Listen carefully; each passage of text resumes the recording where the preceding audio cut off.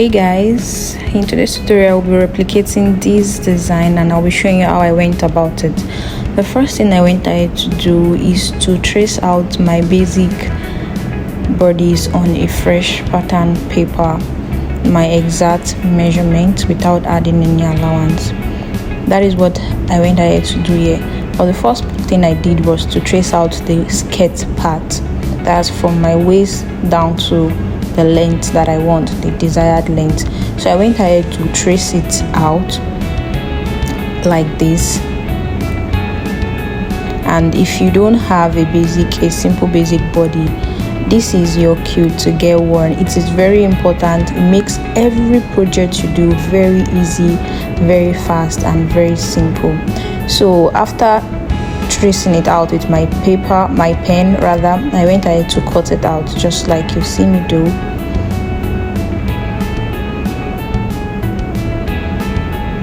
As you can see, I started from the waist side, and that's because I will be tracing out the upper side separate and the back side separate, because I'm tracing it out on fold, but my pattern paper, it is not on fold, like it is just one side of the front, so I can't open it up. So I went ahead to fold my paper in two and trace it out. Let me show you what I mean. This is what I mean. I have a full front piece for the skirt part. I have a full front piece, but my pattern paper is not a full front. It's not a full front, it's half front. So and I needed a full front to get that asymmetry line on the waist to hip side. So the next thing I'll go ahead to do is to tape down this skirt part to the front piece of my basic bodies. And you'll be wondering why not trace out the full pattern together. I'm also trying to minimize my paper usage as well. So you just need to be very smart and know how to improvise when you are cutting your pattern paper. So at this point, what I'll go ahead to do is to take my asymmetric measurement. This is how I did it. So whether your pattern is full or your pattern is half, this is what you would still need to do. It will work for anyways. So whether I have this on a full pattern or a half pattern, this is still the method to use in cutting your asymmetry.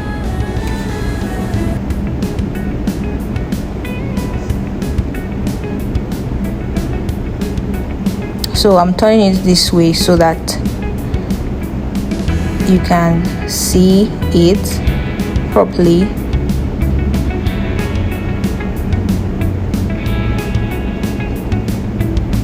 So from my waist, from the other side of my waist, I will mark my hip length or 1 inch above it. Yeah, just like you see, that's 10 inches. And I came down by half an inch. So I'll go ahead to connect my waist point to that 10.5 inches by the hip side, just like you see me do.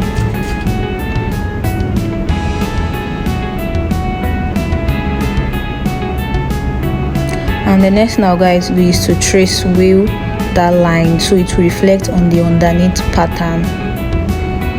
So that brown pattern paper, I'll go ahead to use that to cut the upper side of the dress.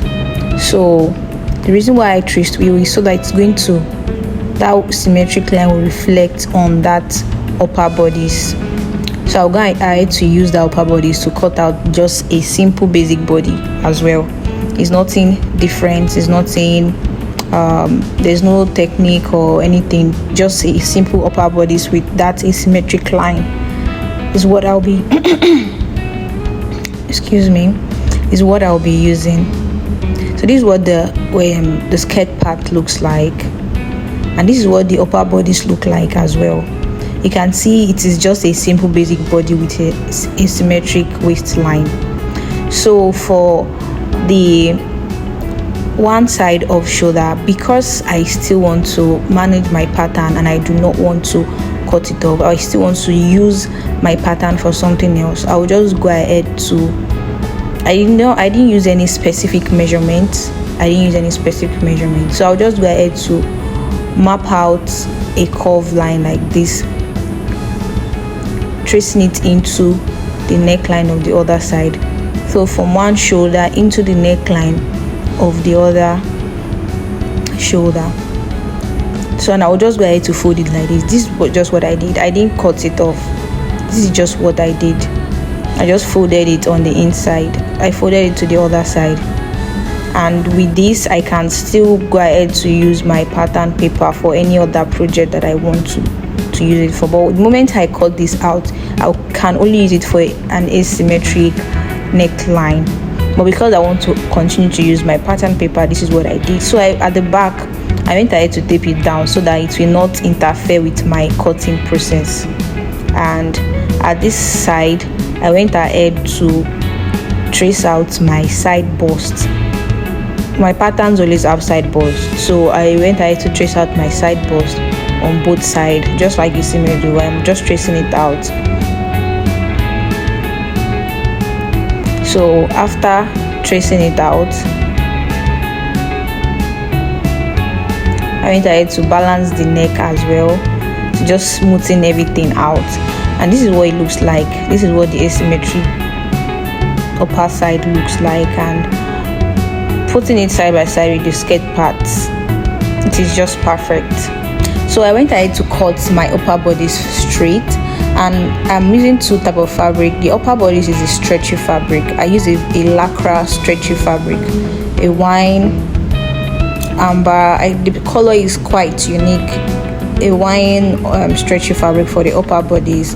I just went ahead to cut it out, and also the front and back is the same. I use the same pattern paper for the front and back.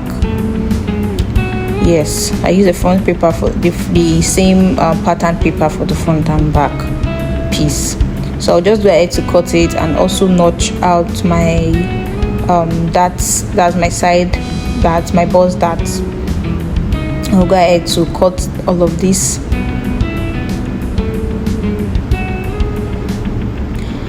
Note that when you are cutting your back piece, you should flip your fabric to the other side because it's an asymmetry, so the front and back will not be on the same side. That is, the inside of your fabric, when you're cutting the back, flip it to the other side to get an accurate, so that your front and back piece, the fabric will match each other. That's what I mean. So when you are cutting the back side, ensure that you flip the fabric, the pattern, the other way around, like to the right side, so that your front and back piece will rhyme. So I went ahead to cut out my sleeve. This is also a basic sleeve pattern, just a straight sleeve pattern. So I went ahead to cut it out. I'm also cutting the two sides of my pattern, and after cutting it out, I will go ahead to cut out the one cap sleeve of one of the sleeves, so I will get my off shoulder. I just cut out the cap, just the cap is what I cut out. So just one of your sleeve, just pick out one of the fabric and cut out the cap. That's how you get your off shoulder sleeve. So the next thing I went ahead to do is to cut out the skirt part. I'm using a silk wine fabric for this, and I'm cutting it this way so that I can get a bias effect. So I did not necessarily cut this on bias. Like you see, I just spread it out. I didn't make it into triangle, but I spread it out from a triangle point of view. I don't know if you understand. I'm not cutting it on straight on the fabric. I place my pattern paper in a diagonal way on the fabric so that I can still get that bias fold effect. So if you don't have enough fabric and you want your fabric or your dress to have this flowy effects, you can cut it in a diagonal way like this, and you still get that bias fold effect. So I went ahead to slash and spread like this. I just divided the middle of the pattern paper and I cut it open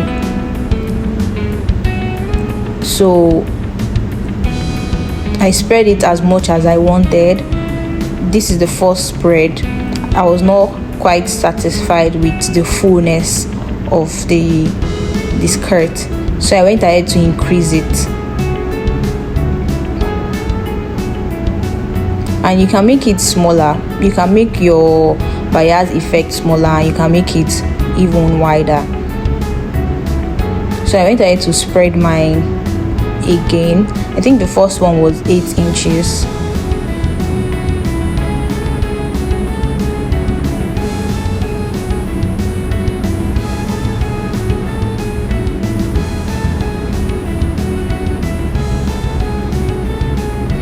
I'll check the measurement for the other one as well.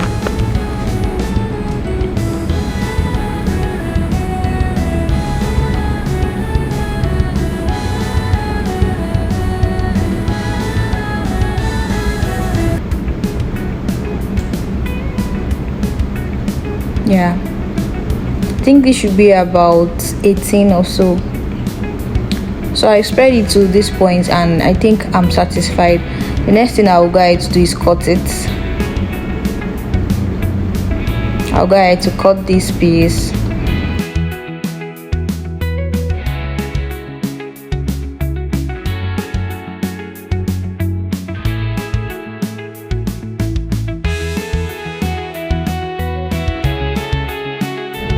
After cutting it out, the next thing is to go and join the skirt part to the upper part for both the front and the back.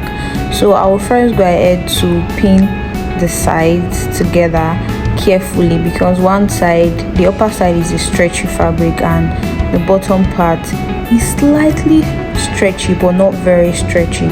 So I'll go ahead to carefully pin it together so that I would not mix up the measurement, because the stretchy part, if you are not very careful, you might stretch it beyond the skirt part. So after sewing, this is what it looks like. It's so neat and beautiful. So for the neckline, I'll be turning it with a black bias. Like I said, this is a very simple dress to make. You don't need anything special. So I'll turn the neck side with this black bias. You can use the preferred color of bias you want, but because the bias would not be showing, I'll go ahead to use the black. And I'll also take my bust that as well. So after doing that, the next thing to do is to join the sides together.